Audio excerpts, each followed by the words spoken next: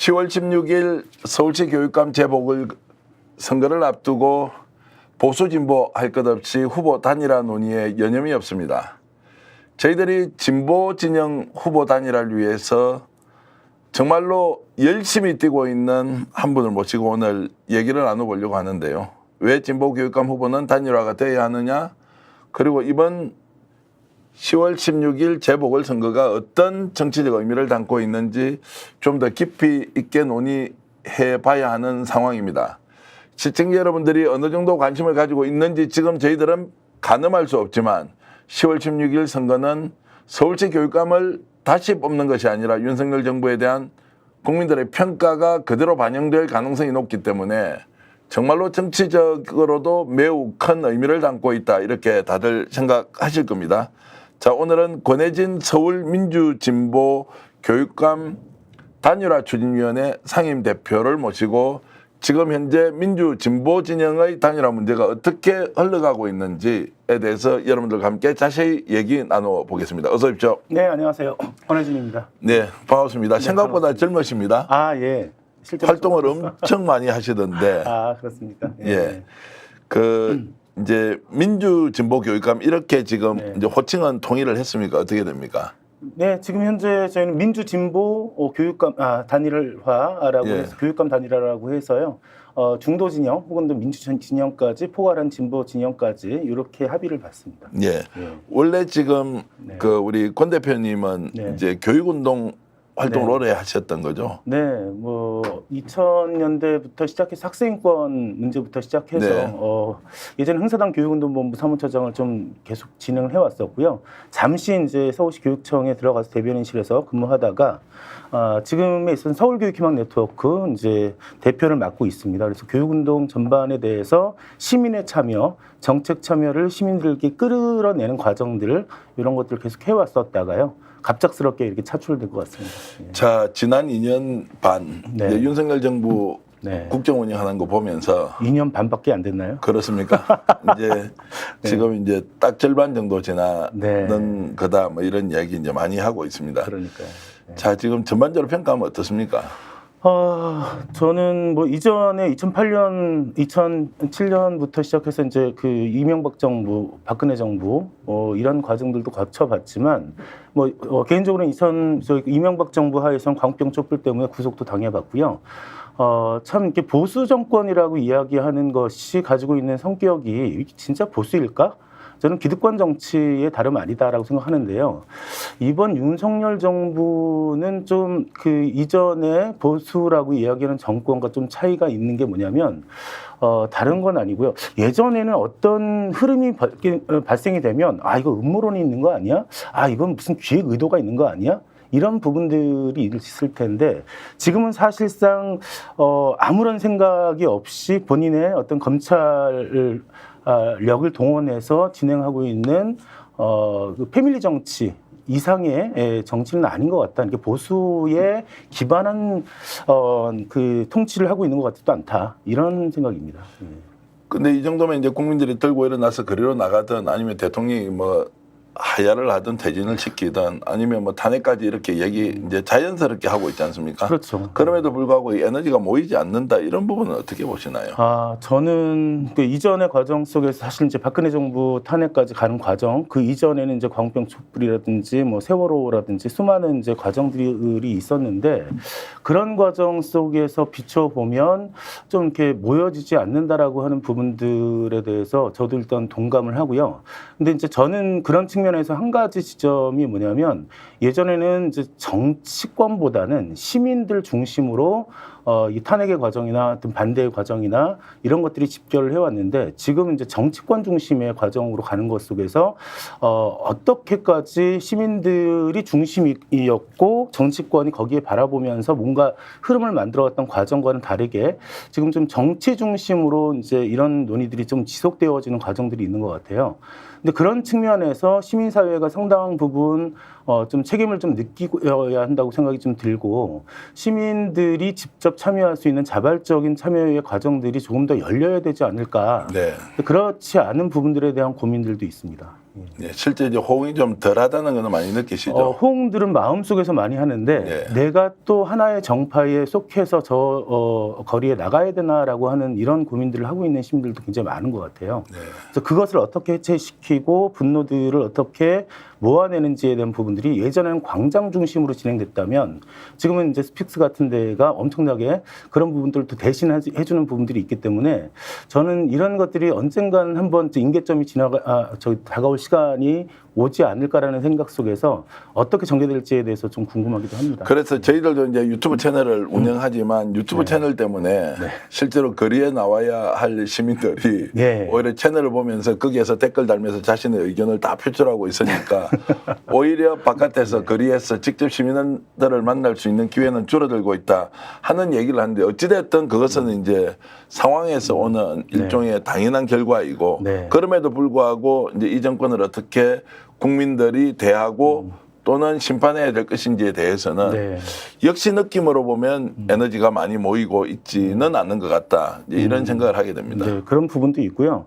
저희 2008년 광우병 촛불도 5월 들어가서 이제 모이기 시작하고 6월 10일을 기점으로 해서 엄청난 사람들이 모였는데 이게 굉장히 오래 갔습니다. 매일매일 같이 진행됐는데 결국은 한여름이 시작이 되면 약간의 이제 이 여름의 더위가 사실은 우리 그 윤석열 심판에 대한 이 과정들을 또 맡고 있었던 건 아닐까? 저는 계절적인 요인도 있다고 생각하는데 좀 날씨가 선선해지고 사람들이 지금 현재 거리로 나와야 되겠다라고 하는 주변의 반응들이 점점 좀 늘어나고 있는 건 또 있는 것 같아요. 네. 자, 오늘 권혜진 대표를 모시고 저희들이 10월 16일에 예정되어 있는 서울시 교육감 재보궐선거 관련된 이제 얘기를 본격적으로 할 텐데요.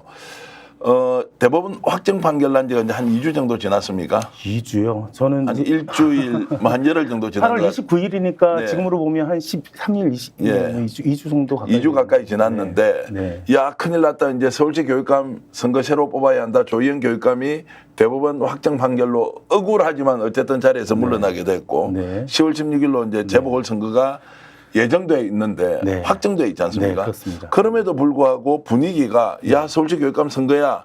자 이제 40일이 남지 않았습니다. 그럼에도 이렇게 분위기가 아직 뜨지 않는 이유는 뭔가 이렇게 궁금해하는 분들이 많습니다. 네, 저는 사실 다른 이슈들이 굉장히 많이 있잖아요. 지금 현재 있어서 뭐 흔히 얘기하는 이제 뉴라이트 사관 혹은 이제 그런 인물들이 자꾸 등장하는 부분들도 있는 거고요. 김건희 어떤 명품백 사건이라든지 이런 여러 가지 것들 속에서 지금 현재 10월 16일에 어떤 일이 벌어질지에 대해서 현재까지는 많은 국민들이나 시민들이 지금 현재 인지하고 인식할 수 있는 시간들이 아직은 조금 이게 선거연이 진행되면서 올 것이다라는 생각이 좀 들고요. 그래서 그런 많은 분들이 10월 16일에 엄청난 의미를 가지고 있다는 것은 지금은 못 느끼실 텐데요. 저는 오늘 기점으로 많은 분들이 관심을 갖고 참여하리라고 봅니다. 자, 이번에 그럼 교육감 선거면 이제 두 가지 이제 지금까지는 우리가 이제 뭐 설명하는 방식이 있습니다.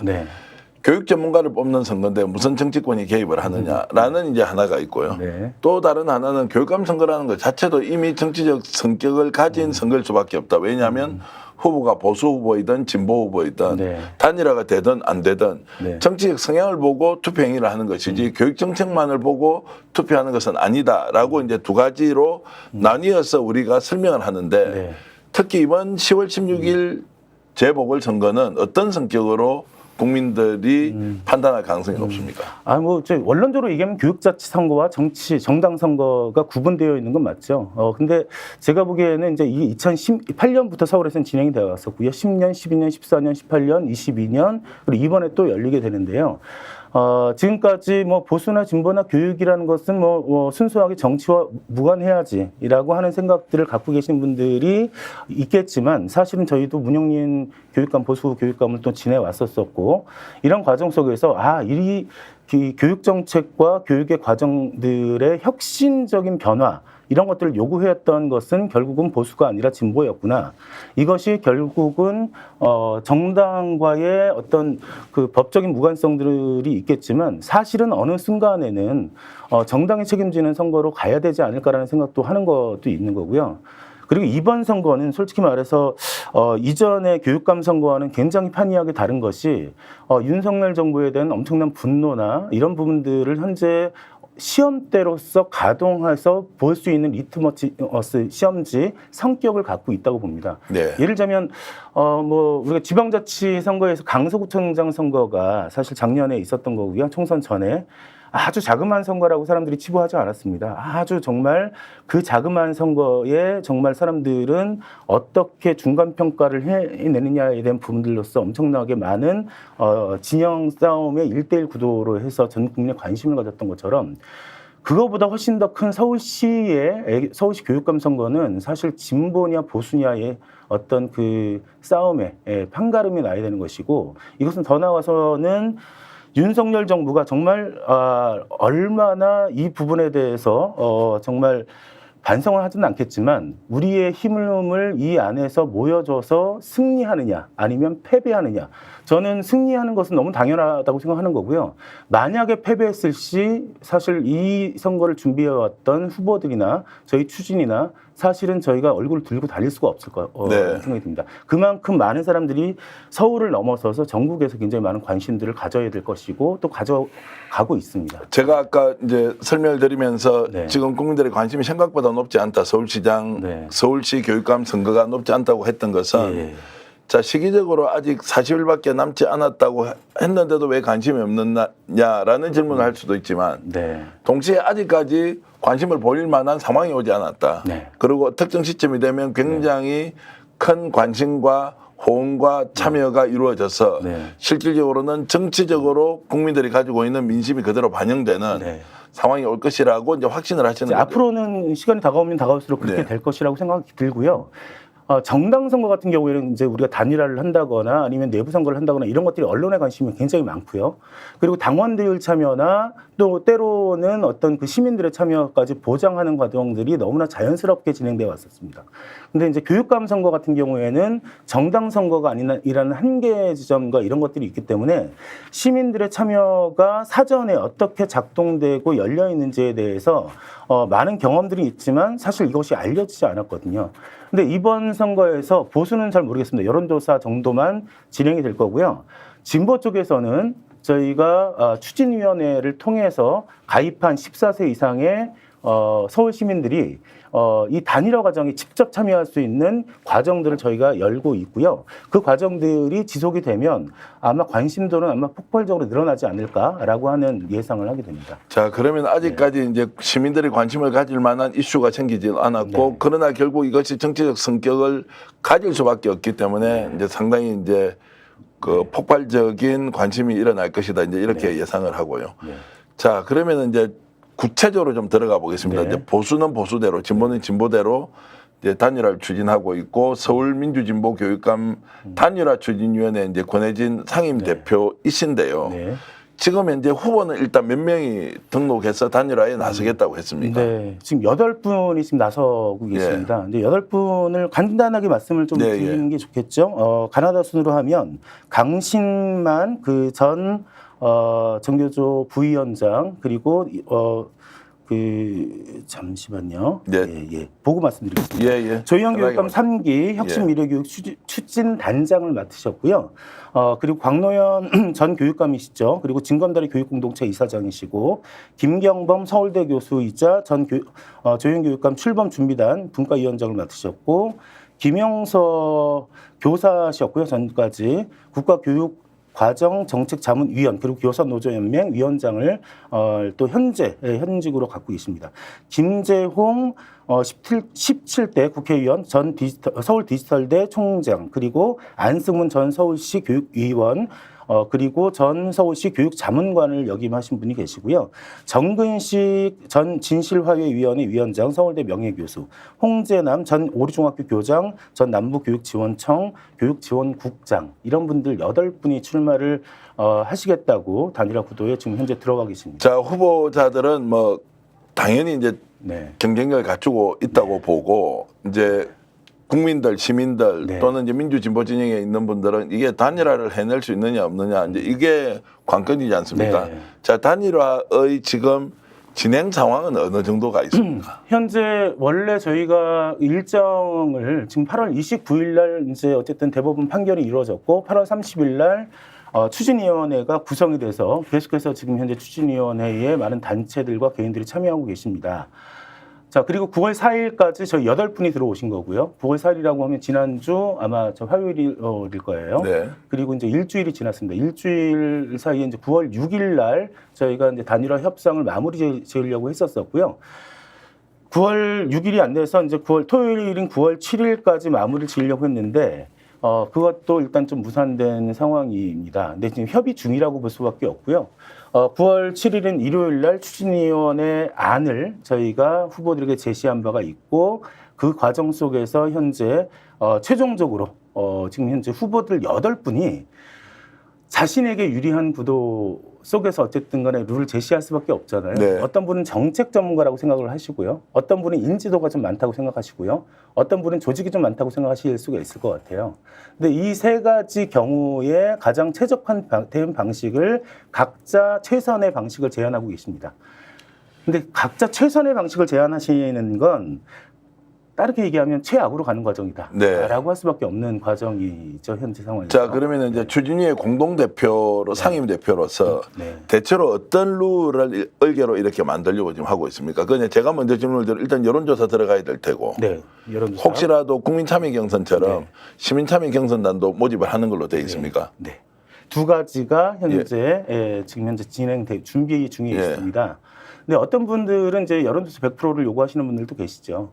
근데 이제 그렇게 하기에는 저희 원칙이라는 게 있어요. 뭐냐면 공정, 그리고 긴급, 시급성, 그리고 세 번째로는 수기 과정, 토론 과정이 있어야 된다. 네 번째로는 참여의 과정이 있어야 된다. 네. 참여의 과정이라고 하는 것이 추진위원회에 개인 참여자들이 들어오셔서 우리 추진 내부의 투표를 통해서 후보를 선정하는 과정에 참여해야 한다라고 하는 부분들이 반드시 들어가야 되는 부분들이 있는 거고요.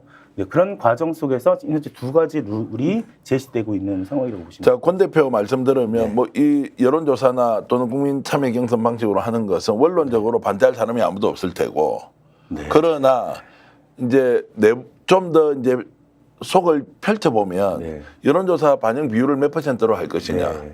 또 하나는 자 국민 참여 방식으로 가는데 그럼 참여자를 어떻게 모집할 것이냐. 몇 명까지 모집할 것이냐. 또 반영 비율을 어떻게 할 것이냐라고 가면 이제 굉장히 복잡해질 것 같은데. 굉장히 복잡한. 그래서 이제 나름대로 방향을 지금 가지고 있는 기본 골격은 어떤 겁니까? 자, 저희는요, 지금 현재 제시한 안이 있습니다. 후보들에게.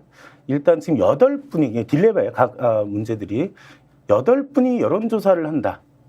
과연 이 8분의 인지도 가지고 여론조사로 결정을 했었을 때 과연 가장 경쟁력 있는 후보, 검증된 후보가 나올 수 있을까라고 하는 딜레마가 있어요. 그래서 어쨌든 여론조사는 필요합니다. 그래서 4분 정도로 좀 압축시키는 과정이 한번 있어야 되지 않을까라고 하는 부분에서 1차, 2차의 과정을 지금 거치는 안이 지금 유력하게 저희 추진위 안으로 제시되어 있는 바가 있는 거고요. 자, 1, 2차는 여론조사로 4분으로 아니죠. 여론조사는 마지막에 해야죠. 인지도가 예. 없기 때문에 그나마 1차를 이 과정을 통해서 4명 정도가 여론조사로 가는 방식입니다. 예, 그러면 이제 어떻게 줄여? 그럼 어떻게 줄이느냐? 예. 그래서 이제 저희가 그동안 2012년부터 2022년까지 2022년은 없었군요. 2018년까지 저희 오픈 프라이머리, 다시 말해서 원하는 시민들이 누구나 추진위원회에 가입합니다. 가입하면 만 14세 이상의 서울 시민인자를 확인해서 이분들이 현장 투표나 모바일 투표를 진행을 하는 것이죠. 그래서 그 과정에서 8분 중에 4분의 경쟁력을 수기 과정을 통해서 선별한다? 혹은 어떤 네. 그 결선 과정으로 2차 과정으로 올리고 그 1차의 과정을 없애지 않고 이 비율을 그대로 유지한 채 여론조사의 비율과 합산하는 과정을 제안하고 있는 겁니다. 자, 제안하고 있는데 이제 이 짧은 시간에 그 제안 내용을 네. 정말로 좀 사타치 살펴보면 참 쉽지 않을 것 같은데 지금 현재 후보들 반응은 어떻습니까? 제가 이런 말씀을 좀 드리기 좀 솔직하게 말씀을 드리면 사실 이 후보 한 분 한 분들은요 엄청난 결단을 갖고 지금 서울교육의 혁신 과정을 지키고자 하는 부분들과 네. 그리고 어쨌든 이 민주진보 진영의 이 역사적인 어떤 이 과정 속에서 윤석열 정부의 심판도 함께 책임지기 위해서 선수로 뛰어든다라고 하는 것을 8월 29일 날 사건 이후에 9월 4일까지 굉장히 심사숙고하면서 올라오신 분들입니다. 선택하신 분들이고요. 그 고마움은 알겠는데 문제는 이제 본인이 가장 유리한 규칙, 이것은 어떤 분은 조직, 어떤 분은 수기, 어떤 분은 인지도, 이것을 비율과 이런 것들을 놓치고 싶지 않아 하시는 부분들이 있습니다. 유불리로 판단할 수밖에 없는 부분도 존재한다는 것을 이해하고 있는데요. 그 유불리에 대한 판단으로 인해서 단일화 과정이 무너질 수도 있다라고 하는 위기의식 같은 것들을 좀 꼭 그렇지는 않겠지만 그런 것 때문에 우리가 단일화가 안 된다라고 했었을 때는 역사적인 심판을 좀 받지 않을까 이런 생각이 드는데 지금 현재 그 과정 때문에 지금 현재 최종 조율이 이루어지고 있지 못한 상황이라고. 조율이 이루어지지 못한다는 것은 시간도 많이 없는데 이걸 빨리 조율이 돼야 된다. 조율이 되지 않으면 자, 추진위가 가장 객관적으로 생각하는 방식으로 어떻게 보면 결단을 내리고 여기에 따라오도록 하는 거 외에는 다른 방법이 없는 것 아닙니까? 네, 지금 말씀하시는 내용입니다. 결국은 추진위원회는요, 지금 이 안이 만들어진 것은 추진위의 독자적인 안이 아니라 후보들과의 룰 미팅, 수많은 시간 동안의 룰 미팅을 통해서 나온 안을 가지고 제시한 안인 거예요. 네. 근데 거기서도 세부적으로 난 이건 안 따르겠어, 이거는 더 해줘라고 얘기를 하시면 추진위가 생각하는 안으로 갈 수밖에 없는 거고요. 대승적으로 판단하실 수밖에 없는 거고요. 저희가 내일까지는 저희 제시된 안에 동의하시는 후보들만 가지고 단일화 경선을 치를 수밖에 없는, 최악을 막기 위해서는 그런 것도 고민할 수밖에 없는. 자, 추진위가 그러면 매우 정당성 있는 조직 또는 기구여야 하는데 지금 추진위에 참여하고 있는 분들은 어떤 분들이신가요? 네, 뭐 흔히 우리가 얘기하는 시민사회단체와 학부모단체, 그리고 교육단체, 그리고 노동단체, 그리고 환경단체, 이런 단체들이 현재 어저께까지는 한 70개 정도가 모여 있고요. 지금도 계속해서 문의가 들어오고 신청을 받고 있기 때문에 짧은 시간이지만 한 200개 정도가 좀 넘게 참여할 것 같고요. 이 단위는 새로운 단위들이 아니고요. 2010년, 12년, 14년, 18년, 22년 과정 속에서 역사와 전통을 가지고 계속해서 우리가 만들어왔던 그런 단위이기 때문에 이렇게 좀 다른 지역이라든지 아니면 보수 쪽하고는 좀 다른 역사와 전통과 실력을 갖고 있는 곳이라고 보시면 됩니다. 그러니까 도덕성 그리고 공정성 이런 것들은 충분히 이제 담보하고 있다, 이렇게 인정을 받아왔다라고 이제 할 수 있는 것이고요. 예, 지금까지 이 단위에서 단일화가 이루어졌고요. 이 단일화를 통해서 승리해 왔습니다. 뭐 개인적으로 특별히 선호하는 분이 없을 거 아닙니까? 지금 단일화가 중요한데 특정인을 민다거나 추진위원들이 이렇게 활동을 할 수는 없지 않습니까? 네, 그렇습니다. 그것은 명백하게 이제 지금 후보들한테 다 인지가 돼 있는 내용이고. 네, 그 부분에 대해서도 저희가 상임 공동대표단과 집행을 맡고 있는 단위들은요, 저희 서약서까지 작성을 했습니다. 만약에 어떤 캠프에 들어가 있다거나 어느 후보에 대한 비방이나 지지를 공식적으로 표명하거나라고 했을 때 어떤 법적 책임을 감수하겠다라고 하는 서명까지 저희가 다 받아서 운영을 하고 있다고 보시면 됩니다. 자, 추진위원은 몇 개입니까? 몇 명입니까? 아까 이제 단체는 한 200개 단체까지 참여할 것이라고 했고요. 추진위원 역사적으로 보면 이제 저희가 2010년에 선거를 치를 수 있는 추진위원들을 저희가 500명만 모집했었어요. 그러다 보니까 이거는 어떤 조직하고 연결이 돼서 이게 한마디로 말해서 조직 선거 아니야라고 하는 부분 때문에 박명기 후보가 일단은 그 추진위 기구에서 떨어져 나갔고 2, 3년 후보도 떨어져 나갔었던 아픈 경험이 있었습니다. 그 경험 속에서 2012년에 보궐선거가 이루어졌을 때 5분의 후보가 나왔었고 전격적으로 오픈 프라이머리 방식으로 전환을 시작을 하고요. 그래서 그때 당시 2만여 명에 되시는 분들이 시민의 자발적인 참여를 통해서 투표가 이루어지게 되는 과정들이 있었습니다. 이런 현상을 다른 지역에서도 추진을 만들어서 오픈 프라이머리 방식과 여론조사를 적절히 배합한 방식으로 단일화가 이루어져서 2014년도에 13개, 17개 중에 13개의 명의 교육감을 진보 교육감을 탄생시켰고 2018년에 14분의 교육감을 탄생시켰던 역사적인 경험이 있는 거거든요. 근데 이제 그 2018년도 같은 경우에도 약 2만 1,000명 정도가 참여를 하셨고요.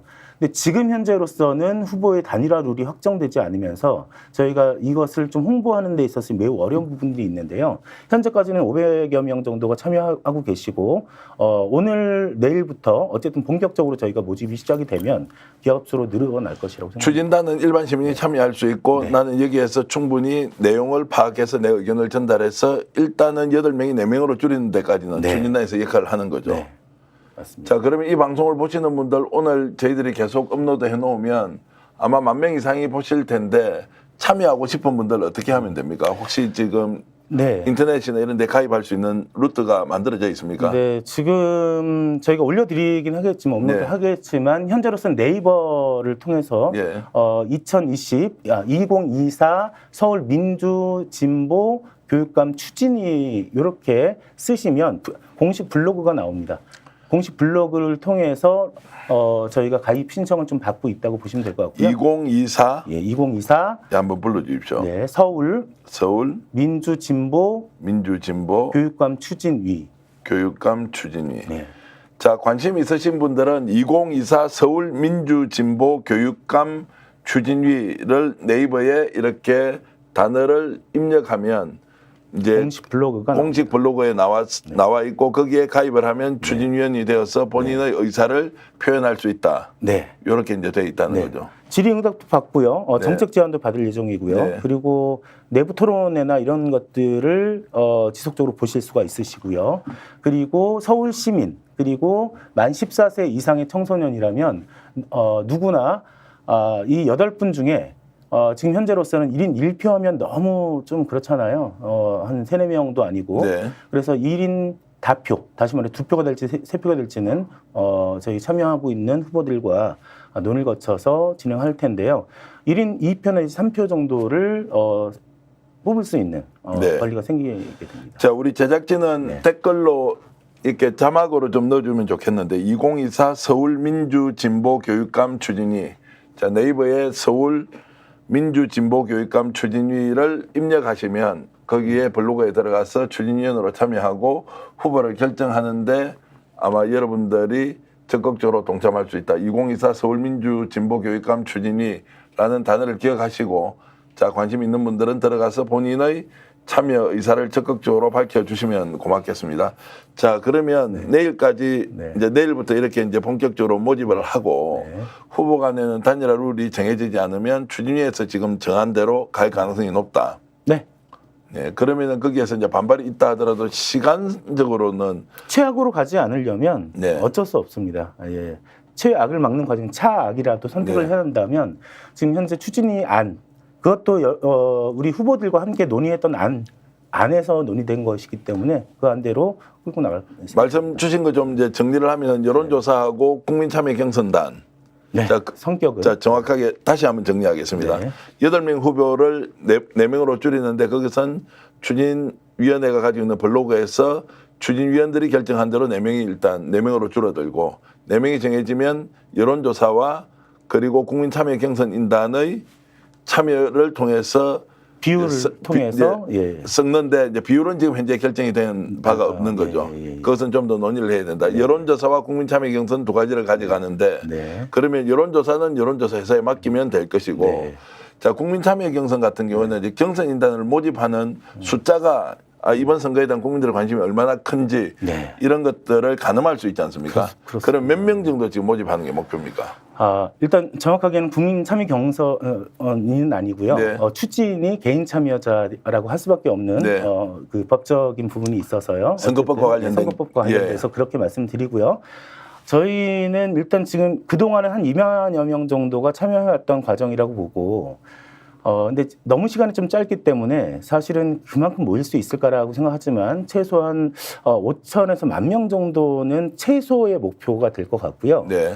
오늘 스픽스 나왔으니까 또 이제 이렇게 홍보가 될 것 같고요. 이런 과정 속에서 보면 저희가 한 15,000, 2만 명 정도까지는 최대한 모집해 볼 생각입니다. 근데 저도 오늘 이제 그 권혜진 대표 말씀을 듣고는 지금 저희들이 뭐 동접자가 그다지 많지 않고 정말 엑기스 동접자들만 들어와서 방송을 보고 있지만 네. 저희들이 이제 정치본색이나 역정용사들 같은 경우는 5,000명 이상 네. 동접자가 생기는 방송에 꼭 나오셔서 네.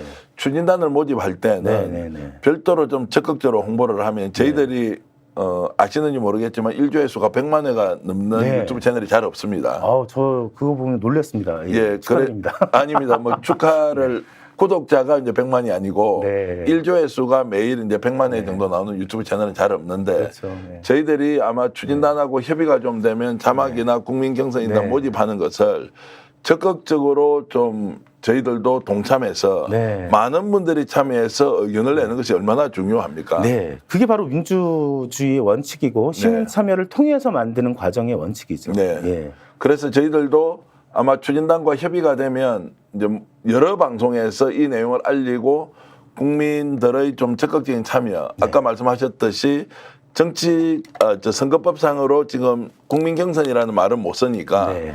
추진위원으로 참여하는 것은 현재 법상으로 문제가 네, 없다. 전혀 문제가 없습니다. 그러면은 국민 추진위원 모집에 대한 이제 광고 홍보가 필요하고 네. 그 과정에서 한 2만 명 정도가 모이면 네. 지난 이제 그 교육감 선거 또 지지난 교육감 선거에 못지않은 사람이 모이니까 저희들이 힘을 내서 2만 명 이상 참여하도록 하면 좋겠다. 네. 서울 같은 경우로 이제 좀 제안을 하는 거죠. 서울 시민들이 참여할 수 있는 것이고요. 저 같은 이제 경우 같은 경우에는 제가 이제 그 별내에 살고 예, 있는데요. 저도 추진위원으로 가입은 할 수 있습니다. 네. 그리고 저도 정책 제안을 할 수 있고요. 예. 많은 부분에서 참여할 수 있지만 여기서는 어쨌든 서울 시민 만 14세 이상의 네. 서울 시민을 한정해서 할 수밖에 없다라는 것도 어쨌든 네, 예. 서울 시민으로 주민등록이 돼 있는 분들은 만 14세 이상이면 참여해서 본인이 원하는 후보를 추천할 수 있고 그분이 추천의 결과로 네. 이제 교육감 단일 후보 진보 진영의 후보가 될 수 있다. 이제 이런 과정 여러분들께 적극적으로 알리면서 아마 이제 매일매일 어느 정도 참여를 하고 있는지는 계속 논의를 하면서 네. 저희들뿐만이 아니라 아마 다른 이제 저희들보다 훨씬 유명한 유튜버들이 많으니까요. 그런 쪽도 같이 하면은 훨씬 좋겠다는 생각이 네. 듭니다. 어쨌든 오늘 목표가 끝났네요, 저는. 아닙니다. 이제 그러면서 저는 네. 이제 단일화 과정의 어려움도 네. 당연히 이제 예상이 되지만 나름대로 원칙을 확고하게 세우고 지금 추진하고 있으니 네. 조금 섭섭한 후보들도 생길 수 있지만 네. 상당히 이제 그래도 워낙 추진력이나 또 정당성을 확보하고 있어서 다수의 후보들은 동참하지 않겠느냐고 이제 생각을 하는데 네. 또 현실적인 이제 질문을 좀 드려보겠습니다. 네. 자, 시간이 짧기도 하지만 제가 봤을 때 단일화가 어렵다고 하는 것도 맞지만 단일화를 하지 않고는 갈 수도 없다. 네. 후보도 엄청나게 부담을 가질 텐데 네. 두 가지 부담입니다. 첫 번째는 단일화에 들어가지 않았기 때문에 내가 혹시라도 그 단일화 참여를 하지 않음으로써 네. 이 진영에 상당한 피해를 준다는 거 네. 하나 있었고 네. 두 번째는 선거 비용이 만만치 않더라고요. 네. 한 35억 원 정도 되는 것 같던데 네, 경우에 따라서는 예. 39억까지. 예. 자, 35억 원 이상의 선거 비용을 대고 15%를 득표하지 못하면 네. 선거 비용 보전을 받지 못하는 상황에서 네. 이 큰 선거를 어떻게 개인이 정말 후보로 뛸 수 있느냐 이 문제가 두 가지에 동시에 정당 선거는 가능하지만 불가능에 가깝죠. 그렇죠. 그 돈을 다 쓴다는 건. 예. 예. 자, 그렇다고 보면 단일화를 추진하는 기구가 나름의 정당성을 확보하고 있으면 후보들이 이탈할 가능성은 좀 적지 않느냐. 이건 제가 이제 정치평론을 하는 위치에서 보면 그런데 실제 그럴까요? 그러니까 2010년 같은 경우에는 단일화 룰이 우리가 처음이라서 사실은 이제 단체 참여 중심으로 이루어지다 보니 예를 들면 어느 후보와 가까운지에 대한 부분들이 선택을 하는 데 있어서 조직이 없는 후보가 굉장히 선택하기 어려웠던 과정들이 있었습니다. 솔직하게 있었었고요. 제가 그럼에도 불구하고 이제 2014년도 같은 경우에는 조희연 후보가 경선 후보가 단일화가 돼서 승리할 수 있었던 계기가 있었던 것이고요. 마찬가지로 2018년도에도 그렇게 했었었고요. 저희 이 과정에서 단일화가 되지 않은 후보가 당선돼 본 적은 없다. 네. 라고 보시는 게 단정적으로 말씀드릴 수 있고요. 재밌는 얘기 하나 해드리면 그 단일 후보라고 하는 힘이 어느 정도까지 작동 가능했는지에 대한 역사가 있어요. 2010년에 기억하시는 분들은 모르겠지만 전국 동시 교육감 선거를 진행하는 데 있어서 단일 후보라고 나왔긴 했는데 그 후보가 우리 후보인지 단일 후보인지 아니면 어느 후보인지를 사실 알 수 없는 깜깜이 선거로 시작이 됐었습니다. 근데 그때 당시에는요, 가장 중요한 그 승리의 요건은 뭐였을 것 같으세요?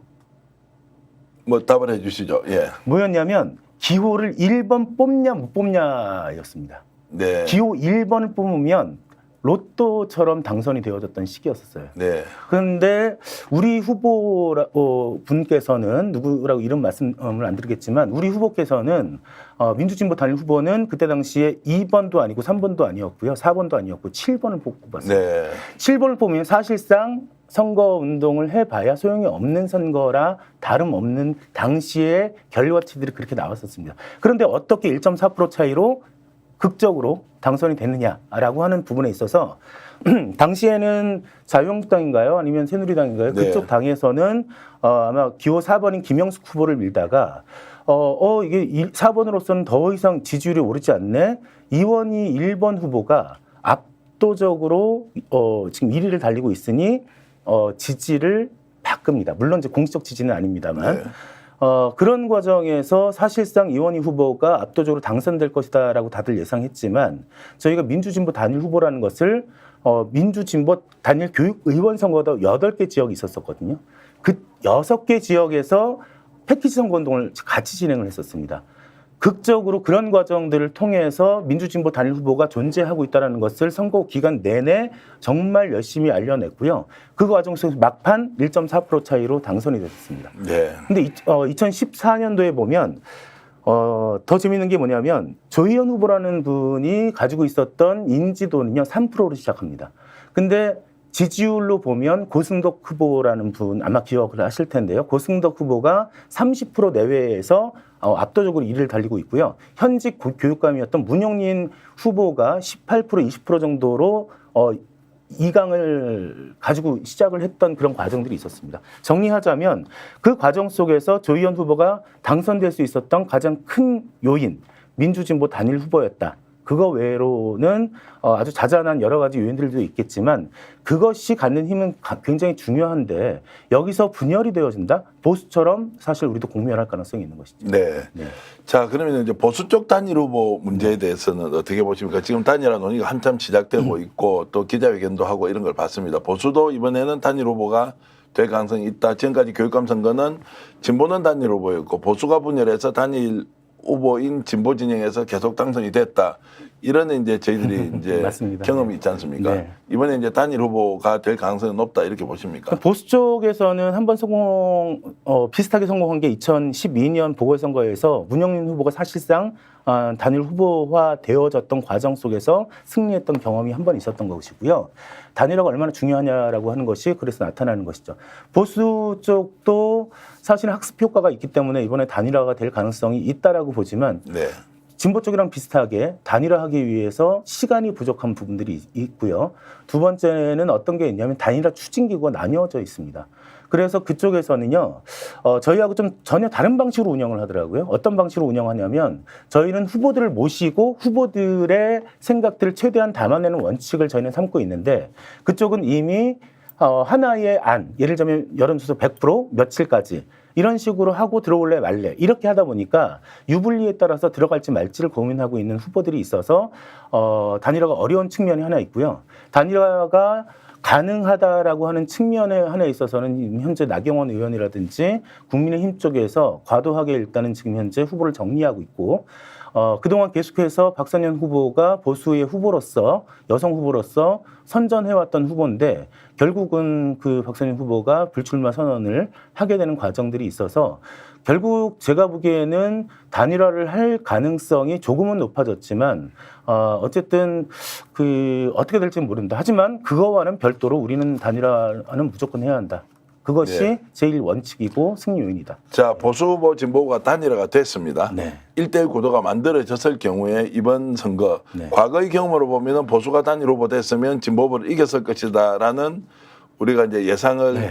하기도 했는데 그렇죠. 결국 이제 분열로 진보가 반사 이익을 봤다 이렇게 많은 사람들이 이제 평가를 했습니다. 네. 이번에 1대1 구도가 가면 어떻게 될 것 같습니까? 저는 1대1 구도로 가도 이전에 이제 이주호 교육과 저희 누구죠? 교육부총리, 교육부 장관. 부총리가 나온다라는 얘기도 있었지만요. 저는 개인적으로 이주호 교육부총리 나오면 더 많은 대결 구도 혹은 어떤 그 진보 보수 구도가 확고하게 서기 때문에 불리하지만은 않다. 이렇게 생각했던 부분들이 네. 하나 있는 거고요.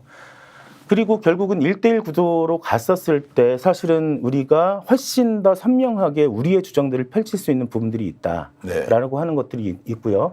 그리고 현재 우리가 친환경 무상급식이라든지 학교의 혁신과 마을교육 공동체 그리고 학생 인권의 문제나 교권의 보호 이런 측면이 진보 교육감들이 해왔던 이 역사적 과정에 대한 우리의 시민들에게 훨씬 더 많은 어필을 해야 되는 부분이 하나 있고 더 중요한 것은 사실상 만 5세 학교 입학 문제라든지 유보 통합의 여러 가지 혼란이라든지 그 수능 점수 공개하려고 하는 의도라든지 이런 많은 부분들의 윤석열 정부가 하는 부분들에 대해서 윤석열 정부 교육 정책 탄핵으로 맞서게 되면 승승산이 있다. 두 번째는 어떤 게 있냐면 지금 현재 친일 윤라이트 문제 우리가 그럼 100년 전에 일본 시민이었냐 아니면 조선 시민이었냐 아니면 이제 뭐 대한민국 시민이었냐라고 하는 것 속에서 일본 시민으로 바꾸려고 하고 있는 이런 의도에 대해서 수많은 국민들이 지금 분노하고 있습니다. 네. 저는 이런 부분들에 대해서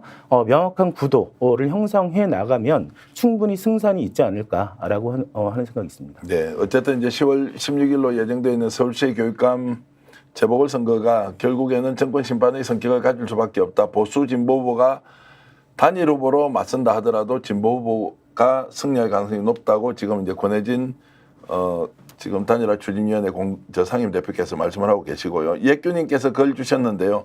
권혜진 후보 화이팅입니다. 이러는데 실제로는 권혜진 후보는 출마분이 네. 아니고 네. 후보를 단일화하는 추진기구의 상임 대표다 이 말씀을 좀 드리고요.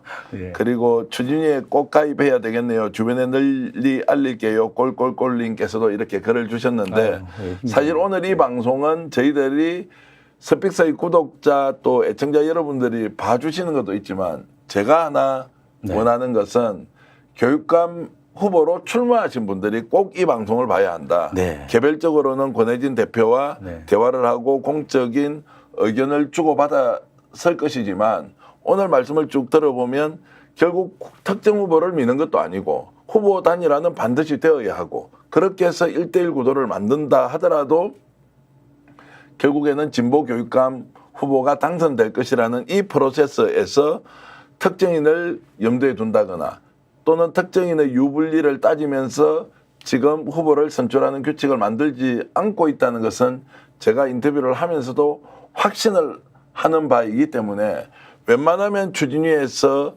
결정하는 내용을 따라가서 그것이 가장 객관적이고 공정하고 상식적이라는 판단을 후보 여러분들께서 꼭 해주시고 따라가면 좋겠다. 이런 말씀을 드리겠습니다. 그래서 스픽스가 지금 교육감 후보로 출마하신 분들을 한 사람 한 사람 릴레이로? 적게는 이제 1000명 많게는 뭐 10,000명 정도의 조회수가 나오는 인터뷰를 계속 진행하는 것도 어떤 프로그램도 좋으니까 출연을 원하시면 나오셔서 정치 토론의 프로그램에도 좀 나오시고 1대1 인터뷰도 나오시고 또 제가 방송을 하고 있는 이게 끝이 나면 바로 또 생방송으로 여러분들께 후보가 나와서 토론 또는 그 의견을 말씀드릴 텐데 이제 이런 과정을 통해서 절차적 정당성 그리고 결과에 대한 수용 최종적으로는 민주진보 진영이 원하는 방향의 선거 국민 참여를 극대화시키면서 이제 이번 10월 달의 선거가 어떤 정치적 의미를 갖도록 우리가 결론을 만들어야 하는지에 대해서 다 함께 이제 참여하고 논쟁하면서 결론을 도출하는 것이 매우 중요하다 이렇게 말씀을 드리겠습니다. 저는 스픽스가 이번에 굉장히 큰 역할을 해주시고 계시고요.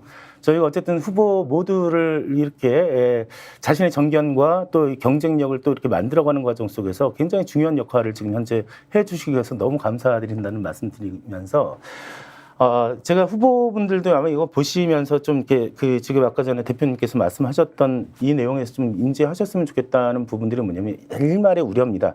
사실 그 협상력을 높이려면 가장 좋은 건 뭐냐면 상대 후보를 흔드는 것이 아니라 심판을 흔드는 겁니다. 네. 축구를 하는 경우에서도 그렇죠. 아니 야구를 하는 경우도 그렇죠. 근데 저는 그런 과정 속에서 과도하게 이 추진위의 진정성을 훼손하려고 하는 어떠한 근거 없는 부분에 대해서는요, 그거는 후보들을 설득하는 것이 아니라 어쨌든 간에 저희도 그 부분에 대해서는 제 개인의 문제가 아니기 때문에 이 열망을 갖고 있는 시민들의 어떤 이 열망 속에서 잘 판단해 주시리라고 생각하는 부분들이 있고요. 그러면서도 그 결단을 내리셨던 이 부분에 대한 소중한 그 마음과 결단은 정말 우리 이런 방송을 통해서라도 많은 분들이 알아주셨으면 좋겠다. 우리 후보 누구나 이 과정 속에서 자질도 검증할 것이고요. 실력도 검증할 것이고요. 그래서 만약에 단일 후보가 되면 반드시 승리로 이끌기 위해서 어쨌든 간에 모든 힘이 집결될 수 있도록 저는 어쨌든 자그마한 영역이라도 바치도록 하겠습니다. 그 말씀 내내 뭐 선의의 그 의도 그리고 과정의 공정성 그리고 무엇보다도 이제 교육을 살려야 되겠다. 대한민국을 발전시켜야 하겠다는 그런 애국심을 많이 느낍니다. 그런 것들이 아마 후보 한 분 한 분께 잘 전달이 되어서 적극적으로 좀 참여를 하고 또 그 결과를 승복하는 이런 과정이 매우 중요하다는 말씀 한 번 더 드리고요. 저희들이 이제 좀 주도적으로 이렇게 방송을 시작하는 것은 조회수 이런 쪽보다는 우리가 좀 먼저 났으면 지금 현재는 후보 단일화 과정에서 치열하게 내부적으로 논쟁이 일어나고 또 갈등이 생기겠죠.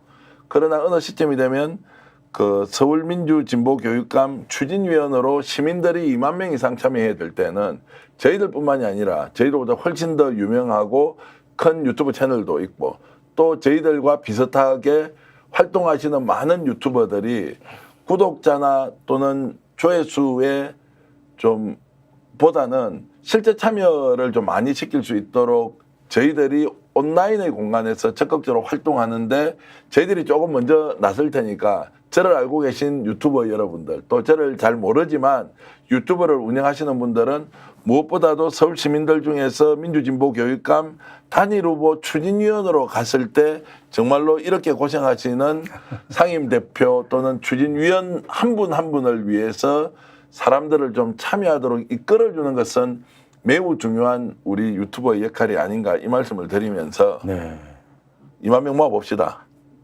3만 명 정도는 할 수 있을 것 같은데 그 지금 이상? 말씀하신 거 들으니까요. 굉장히 그 누구에게도 지금 위로받지 못하는 제 또 이게 여러 가지 이제 지금 현재 심정 같은 것들이 있잖아요. 오늘 이 말씀이 정말 저 같은 위로가 되고 힘이 되는 말씀입니다. 그러니까 2만 명, 2만 명, 3만 명, 5만 명 갈 수 있는데요. 그 시민의 힘이 어느 정도 표출될지는 바로 이 방송을 보고 계시는 시민의 몫이고요. 어쨌든 추진위원회가 이렇게 절차적 정당성을 확보해가면서 가고 있다라는 내용 알면서 이제 지금 시작입니다. 많은 분들이 보지 않고 있지만 점점 관심이 고조되면 우리 이 오늘 인터뷰를 다시 돌려서도 볼 테고요. 이런 과정 속에서 우리의 민주주의는 더욱더 꽃을 피울 수 있다 이런 말씀을 드리면서 오늘 장시간 이렇게 인터뷰해 주셔서 감사드리고요. 그리고 지금 정말 귀하게 시청해 주신 우리 시청자 여러분께 감사의 말씀을 제가 이렇게 드립니다.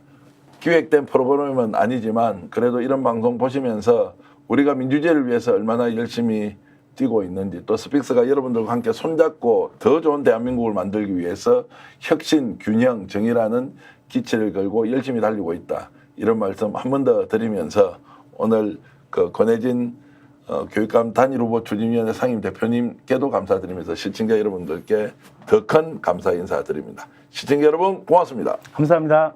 스픽스는 말하는 언론입니다. 대세는 유튜브, 그중에서 스픽스. 좋아요, 댓글, 구독, 알림 설정. 여러분이 저희를 사랑해 주시고 우리가 여러분을 사랑하는 4가지 방법입니다.